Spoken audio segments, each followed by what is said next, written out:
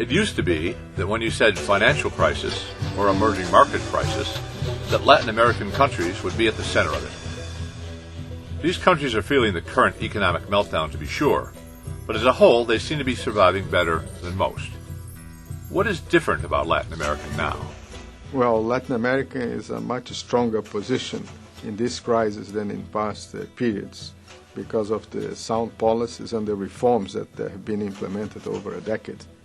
Also, they don't have some of the vulnerabilities that other regions have. They didn't experience credit booms financed by external financing. Only 10% of the assets in Latin American banking system are financed from abroad, compared to 50% in Eastern Europe. In earlier crises, many indebted Latin American countries had to borrow heavily from the IMF. More recently, though, there seemed to be a stigma attached to borrowing from the fund. Is that the case now? There has been borrowing from the fund this time, but it's a different kind of borrowing.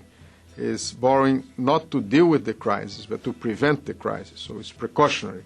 So the loans that we had for Mexico, for El Salvador, for Guatemala, and for Costa Rica, these are countries with strong policies that are borrowing not because they are in trouble, but to avoid trouble.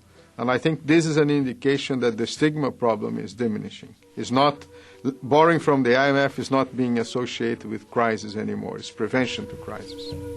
Some of the pro-market reforms that the fund and others have promoted have come under criticism, not only in Latin America, but around the globe. Is there likely to be a backlash against those reforms as a result of the crisis?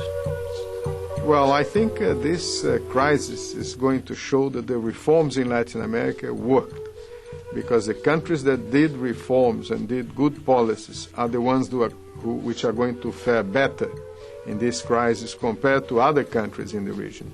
There was some backlash to pro-market policies, but it's not associated with the crisis. Some countries had already adopted different types of policies even before the crisis.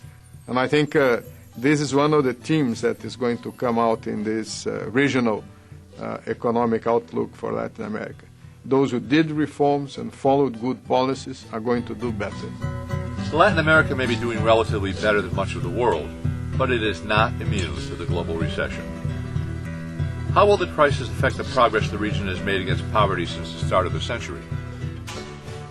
Well, unfortunately, employment and income are falling in the region. And of course, that is going to affect poverty.